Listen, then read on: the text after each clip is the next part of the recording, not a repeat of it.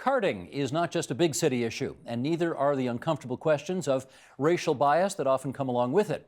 Joining us now for more on the London, Ontario Police Service's plans to address those tough questions. Police Chief John Pare and Mohamed Salih, who is councillor for Ward 3 in the Forest City. And we're happy to welcome both of you to TVO tonight. Thanks for coming in. Thanks for having me, Steve. Thank you. Let's start with just some numbers. We're going to put these up, Sheldon, if you would, to get us started here. This is carding per capita in the year 2014. We see the City of Windsor at 4.5 carding incidents per 1,000 residents. That's how they measure it. Hamilton at 7 per 1,000. Ottawa at 7 per 1,000. And there's London at 23 per 1,000. That according to the London Free Press. Now we have documented in Ontario cities race of carded individuals in the City of London in 2014. And we see that 7.7% were black, a little over 5% Aboriginal. If you compare those proportions to the general population, 2.5% of Londoners are black and less than 2% of Londoners are Aboriginal. So let's try to understand why these numbers are the way they are. Chief, let me start with you. What do you make of what appear to be disproportionate numbers when it comes to carding? Well, I think it's fair to say that the information, when it was captured as part of our street check process, wasn't captured for the analysis to the demographics of the city. There's lots of factors and variances and context that have to be taken into consideration when you look at that data. The way we collect the data, unfortunately, is not collected in a manner that allows us to draw out that information or to fully understand that. And so we're left with those numbers as they are now. Do you think these numbers are problematic? Well, from the perspective of collecting it for public safety, no. From the view from the demographics, it has created some concern and issues that has been talked about quite frequently in our community. Councillor, you see these numbers. What do you see?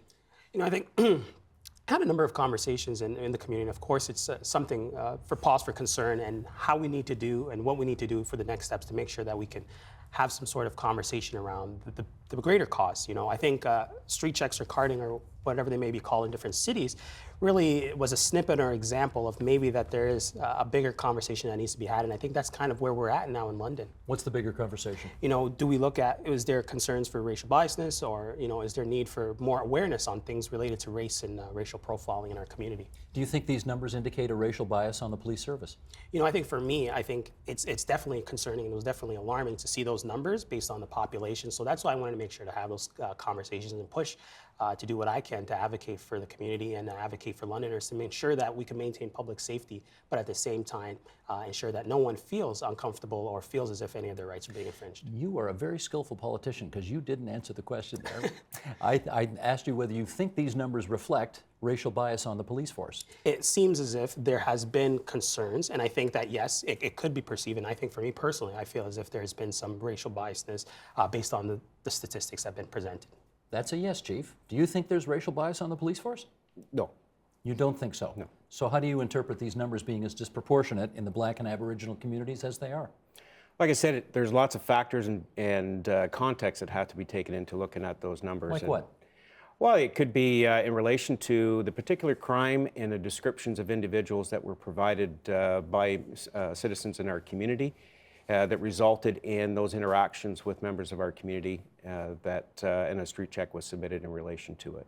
Now, I'm going to sort of push back in the same way as I did on Mo with you here.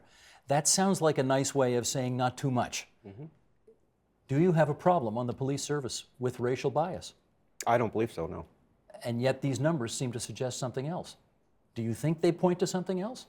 No, I go back to what a street check is in terms of what it's supposed to be in terms of a policing tool for crime prevention, solving crimes, intelligence-based policing. And that, when they are done correctly, that's what they serve to be. 2.5% of Londoners are black. What percentage of the police service is black? We did a census 2 years ago, and it was members anonymously completed the census, and it was voluntary, and our visible minorities, as reported by our employees for police only, were 4.4%. What does that suggest to you about what needs to be done? Well, we have looked at that very closely, and this past June, in June of 2015, we developed and approved a new diversity plan to target increasing our visible minorities, as well as females and other members of our community, so that we reflect what our community really is. In spite of the fact that you two seem to be on opposite sides of this issue, you actually are working together on a cause, Community London Police Collaboration and Partnership Working Group. So you're the co-chairs. Let's find out what that's all about. Mo, in your view, what's that about? You know, I think, as you said, we've had some historical differences, and I think this was an opportunity for us to come together and have a conversation with the community and bring people from diverse backgrounds, and I think we've been able to achieve that. We have people from the LGBTQ communities, we have people from the Aboriginal community, we have people from the Black community, we have some academics, we have some people who just have an understanding of policing, whether it's a diversity police officer or also the chief, who sit on this group. And I think it gives us an opportunity to have a conversation on what we can do moving forward to ensure that no one in the community feels as if they're not being properly treated for whatever maybe the reasons around racial biasness, or whether they're being stopped because they feel as if the way they look or their background. So I think by bringing all those minds together, we're hoping to achieve something and move us forward in the next generation of policing. And I think, you know, and having an honest conversation and not really, you know, tiptoeing around the conversation. Chief, if you don't believe, or put it this way, if you believe that racism is not a problem on the police service, why bother participating in this? Well, it goes down to for a police service to be effective, they have to have the trust and the confidence of their community that they serve. And during the conversations around street checks, we were paying attention to what some of the concerns were that were raised by our community, as well across the province. And so for us, it was about maintaining that transparency and soliciting some input from our community on how we can make a better police service and how we can serve them better. What do you think you will learn by participating in this process? Well, I think it's important to hear what their concerns are. You know, we hold consultations when it comes around, you know, crime issues and those types of things. This is just getting their input in relation to the relationships between the community and their police service, and understanding how they perceive things and how we can make that better.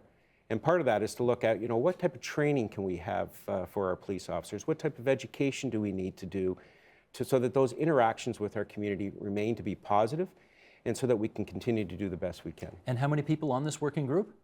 There is 12 community members that were selected. We had nearly 60 people apply for this committee. I think the councillor and I both agree, we're not surprised. London is a wonderful community with very engaged individuals that always want the best for their community, and it was a very tough choices that we had to make to select the committee. Well, tell us how that went. Did the two of you select the people? Yeah, so we did the call letter. We sent out the information inviting people to show an interest and write a letter of interest. And like the chief mentioned, we had 60 people, and we weren't expecting. And you got to keep in mind, London isn't as big as other cities like Toronto. So I think for us, just to see that shows how dedicated, an example of how dedicated people are in London to wanting to make a difference and being a part of the solution.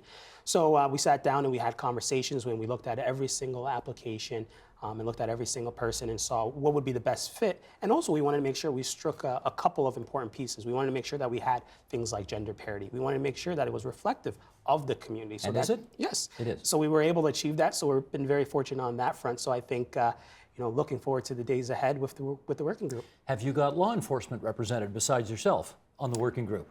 Yes, we have, London Police Service has a diversity officer. And we had one gentleman, Sergeant Marcel Marcelin, who was our diversity officer for nearly 7 years, and was quite instrumental in moving the bar forward in terms of our connection with the community. So he's part of that, and our present diversity officer, Constable Teresa Allott, as well as part of that. We also included one of our members of our Police Services Board, and Michael Deeb has been a member of our board for nearly 6 years, and held the role as chair of our board and presently as vice chair of our board. And his background as an educator, he's a principal at one of the local high schools. He also brings that piece to the table as well. The people who are part of this working group who are not part of law enforcement, are they people who would have had some exposure to carding at some point in their lives in London? Yeah, and that's one of the pieces that maybe I forgot to mention. We actually, even one of our previous working groups was mentioned, and we ensured when people were asking in their letters of interest, expressing that, some had explained that they had experience with police. So a number of the individuals who sit on the working group have experiences, and some of them have actually shared different perspectives than the chief, who are now sitting on the working group. So it was important to make sure that we had a genuine group that had you know, their own perspective, because I think the important piece was to make sure that we could work together to find some solutions to make things better, because I think that conversation was needed. Well, let's find out how you did. The 13th of January, you had your first meeting. How did it go? I think it went overall pretty well. It was mainly introductions at the beginning, but the other piece was to kind of look at the previous training that was done. So Sergeant Marcelin was talking about the past and what they've done. In addition, we also had individuals from the group who shared their perspective and shared a little bit about themselves. And we kind of left it with them because we really are co-facilitating the conversation, and we want them to really guide where we should go or what they want to go and where they see is the best direction to lead us in. From your point of view, how did the first meeting go? I think it went very well. There was, everyone at the table was engaged in conversation around not only the past training, but some of the concerns and where we need to go. And so we still have a fair bit of work to do to focus where we're going to be going, but the group is very, very engaged and very active in moving the bar forward. How long will the working group stay together? Well, we had that conversation on the first night because we didn't want to limit the conversation. And so we have to just be mindful as we go into our second meeting where our focus will be, and that'll kind of guide how long this is going to take us to get through this. Anybody throw any punches in the first meeting? I don't think so. I think everyone was very respectful, very professional. It was a very good meeting. No tempers? You know, I think people always bring different perspectives. Some people, I think I agree with the chief that, it's going to be something that there's going to be passion around in the conversation. So I'm sure as we go, people are going to bring up different experiences. But I think that we've encouraged that. Myself and the chief, we said, tell us how it is. Be genuine, don't hold back, and let us know because, we're hoping to make things better. And I think this is the step in the right direction to achieve that. Okay. Let me sort of take a step back here and, as they say, look from 30,000 feet up in the air at what you two are trying to do here. And in particular, Chief, we did a program not too long ago on the issue of racial bias. And I think one of the things we discovered in that program is that everybody's got it, right? Everybody, doesn't matter what color you are, doesn't matter where you're from, doesn't matter what socioeconomic background you're from. Everybody fights some kind of, in many cases, they're not even aware that they hold racial bias. So the notion that there would be people who hold racially prejudicial views in the London Police Department is not going out on a big limb here, right? Okay. Is there a way for you to screen, as you hire new officers, racial bias in those prospective recruits? Well, one of the things that we do, obviously, is there's psychological testing, and they have interviews with psychologists. But the other piece that we do is a background, and it's a very thorough background investigation.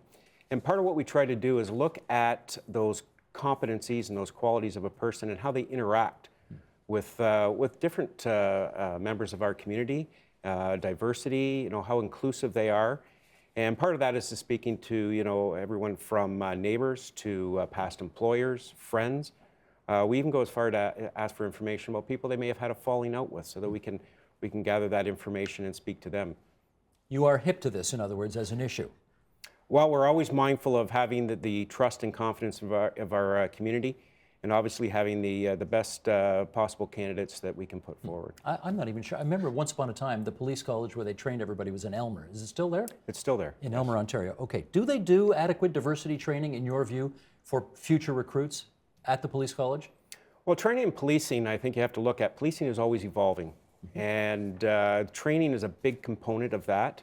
It's never, a one-time deal. It's always ongoing. There is a component of diversity training as part of the recruit class, but other police services across the province continue to develop and build on that based on the issues in their community and based on things that come up. Because not every agency is the same. Not every police service operates within the same diverse community. So you have to continue to look at how you can improve on that. I know people who work in the policing world genuinely, in their hearts, believe they are making every effort to try to be more responsive to the issues we're talking about tonight and to be modern and progressive in the way that they approach policing. And yet there are still critics. So I wonder what you think it will take for everybody to kind of, if not sit around in a circle and sing Kumbaya, at least feel better about the way this issue works itself out. Well, I think what we're doing locally in London is involving the community and soliciting their input, looking for their ideas. I have to agree with you. I'm not sure we're going to make everyone happy, but we have to move forward. We have to try to develop something that is going to continue to improve on those positive relationships and continue to improve on the trust and confidence we have with the people that we serve. Councillor, are you satisfied that the training that police officers have to go through before they get to wear that hat, I guess I should say, not cap, before they get to wear that hat, is adequate to what is required in a modern multicultural city today? You know, so I'm not too sure about what a lot of the training that they get at the Ontario Police College, but and part of this working group is actually exposing me to a lot of what the training they're currently getting. There's Sergeant Marcelin delivered some of that training to us, and I think as we have these conversations, I'll have a better understanding, and then I'll be able to come back to you and say, is it enough? You know, I always think that more the better, but at the same time, you know, when I look at some of the past conversations where a lot of people just wanted to just legislate things, and the reality is we can legislate, you know, whatever our hearts may desire, but you need to be able to have people on board, and you need to have the genuine support from the individual officer and all the way up. And I think by doing this and by making people more aware, because as you said, sometimes people don't even know that they have these racial biases. So I think if people are better educated, they might be more aware of their own actions and might be a little bit better to respond a little bit and more accordingly. Okay, let's finish up here by circling back to something we touched on earlier, because we've got some numbers here that we want to share, and then we'll do a few more questions here. Sheldon, if you would, let's bring this up. This is the composition of the London Police Service, the Forest City as it's called. And of the nearly 600 officers on that police service, 20% are women, 4.4% visible minorities and Aboriginals, 2.5% are openly lesbian women, 0% are openly gay men. Now, I think you two agree that a police service should be as reflective of the population it serves as possible, and yet here we have a situation where the police service is about as, you know, London's visible minority population is 16%, the police service is 4.4%. How do you get, Chief, I'll start with you, how do you get a more representative police service? Well, I think part of our diversity plan is we've set some targets and goals in terms of each or annual hiring for both females and visible minorities. And what we've done is expand a bit in terms of our recruiting strategies. We've gone a little bit, you know, this is a long-term plan. It's not going to happen overnight. But, you know, we've gone into the high schools. And as people are starting to decide on where they're going to go in their, in terms of their career paths, we talk to them and we try to sell them on what the police service in their city has. How's that going? Well, we, as part of that, has been a mentorship program, and so we're into our 7th month, and we have over 40 candidates that have entered our mentorship program. And what we have targeted, obviously, is visible minorities and females. So I would like to believe that our pool of candidates is growing, and it'll improve on our strategies as we move forward. Do you believe there is a bias against policing in some of the visible minority communities because they think that's no place for me? You know, I think, and I think that's one example of why there's challenges with having that reflective police force, is that you have individuals or you have, you know, groups that believe that, you know, this isn't necessarily an ideal position to work in because, one, maybe I don't feel like I fit here, or some people feel as, you know, they might recognize that back home it was in a position that was really respected in the community. So I think having that conversation and trying to change that perspective might be one way to really kind of overcome that barrier in place, because I do feel that people do view policing as not necessarily ideal for them and culturally not accepted. What is the responsibility of visible minority groups in the City of London to work more cooperatively with the police? You know, I think just like with any member of the public, it's just a matter of having those conversations, engaging with the police, asking the questions that needed to be asked, and not really being distancing ourselves, because I think sometimes you feel people start to move away from something they're not unsure of or uncomfortable with, but recognizing that the reality is sometimes it's a little bit more challenging for them, because sometimes their experiences, and when I look at London, we have an immigrant population that helped build that diversity in our city, but their experiences with law enforcement back home, you know, isn't the best or most positive experience. No, I hear you, but I don't have to tell you, I hear in Toronto all the time, certain, from the law enforcement community, for example, saying, yeah, we disproportionately card black men because that's who commits a disproportionate amount of the crime. Is that fair to say for London as well? No, I don't think that's the case. I don't think that, you know, when you look at the stats and when you look at the individuals, is it because there are other factors that come into play, whether it's social factors, socioeconomic factors, or whether it's the fact that, you know, these individuals have been, you know, when you look at the stats that we saw previously, are those factors that had led those individuals to having those interactions and having those experiences, or in other communities maybe being less police in turn. Just finally, Chief, do you think you're going to have a problem meeting the expectations of the community who no doubt hope that something very positive comes out of this working group that the two of you are chairing. Well, I think, based on the first meeting that we've had with this working group, I think that we're going to be able to move forward in a positive way and make a difference and make some change that hopefully will build on those relationships as we move forward. We wish you well. Thank you so much. And we look forward to getting an update, maybe a little further down the line. That would be good. The police chief of the London Police Service, John Pare, and London City Councillor Mohamed Salih. Good of both of you to join us at TVO tonight. Thanks. Thanks for having me. Thank you. Help TVO create a better world through the power of learning. Visit supporttvo.org and make a tax-deductible donation today.